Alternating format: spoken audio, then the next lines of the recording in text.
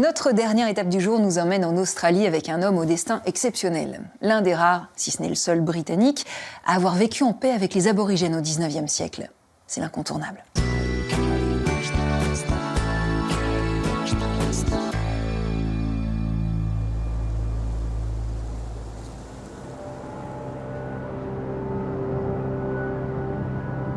En Australie, si on s'éloigne un peu de la côte, un horizon infini nous ouvre les bras. L'Outback, l'arrière-pays de Melbourne, sauvage, aride et un brin inhospitalier. Pourtant, ici ont vécu pendant 25 000 ans des tribus aborigènes nomades, riches d'une culture unique au monde. Et ici, un homme venu d'ailleurs a trouvé une nouvelle famille.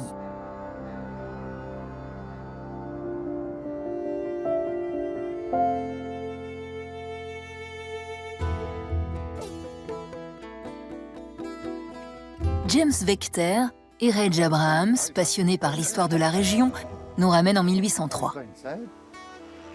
Quelques forçats britanniques sont envoyés ici pour peupler ces terres. Parmi eux, un certain William Buckley. Ancien soldat britannique, condamné à l'exil pour vol, cet homme de près de 2 mètres est bien déterminé à se forger un destin. C'est une vie très difficile à l'époque, parce que les colons ont choisi un mauvais endroit, à Sullivan's Bay, où il n'y a pas d'eau potable. Ensuite, parce qu'il y a beaucoup de problèmes d'insubordination et de conflits entre soldats et officiers. Beaucoup de forçats parviennent à s'enfuir, loin des traitements inhumains qu'ils subissent dans les camps.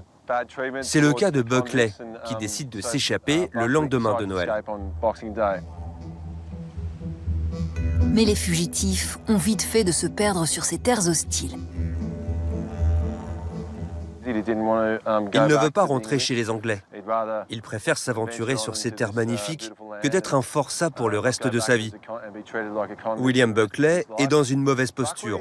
Il a du mal à trouver à manger et comme tous les gens de son époque, il a peur des indigènes. Pour lui, ce sont des sauvages, des cannibales. La tribu des Watorong occupe ce territoire depuis des millénaires. Ils accueillent ce géant blanc qui fait irruption dans leur vie d'une manière inattendue.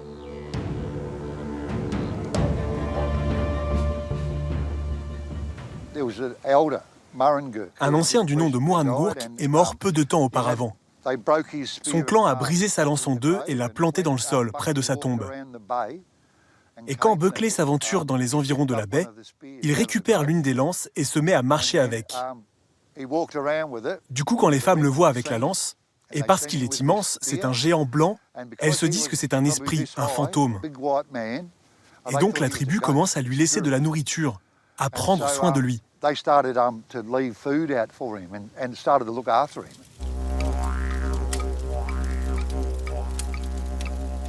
Ils ne l'attaquent pas, ils ne le mangent pas, contrairement à toutes les histoires horribles qu'on entend ailleurs en Australie. Buckley survit et finit par vivre avec ses aborigènes, ce qui est incroyable. William Buckley se fait peu à peu une place au sein de la tribu. Il accède rapidement à un rang privilégié et apprend à communiquer avec ses nouveaux compagnons.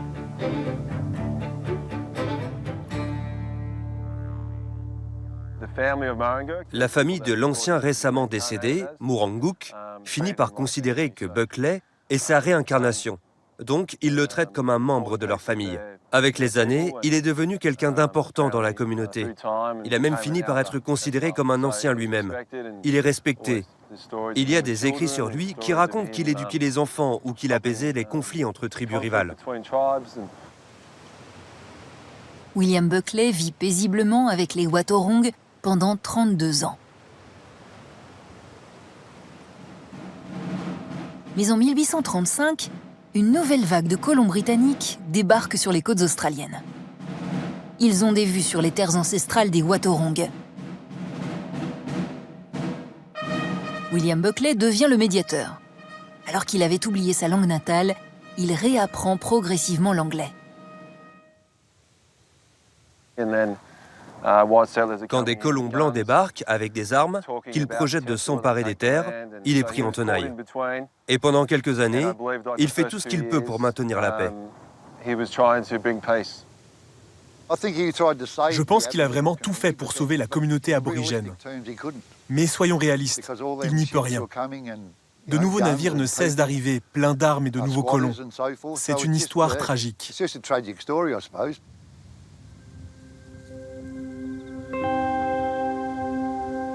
Impuissant, William Buckley assiste à la colonisation violente de ces terres. La tribu avec laquelle il a passé 3 décennies le voit bientôt comme un traître. En 1837, il émigre en Tasmanie, la terre de Van Diemen à l'époque. Il est connu dans les journaux comme le sauvage blanc. On essaie même de faire une pièce de théâtre à partir de son histoire. Mais il finit par l'empêcher, car on le ridiculise. Vous imaginez être loin du monde pendant 32 ans et revenir, essayer de s'adapter à la société. Et en plus, il a 54 ans. Pour l'époque, c'est très vieux. Beaucoup de gens ne dépassent pas la quarantaine. William Buckley disparaît en 1856. Si sa mémoire a survécu à l'histoire, les aborigènes qui l'ont accueilli pendant 32 ans, les Watorong, ont été décimés par les assauts répétés des colons britanniques.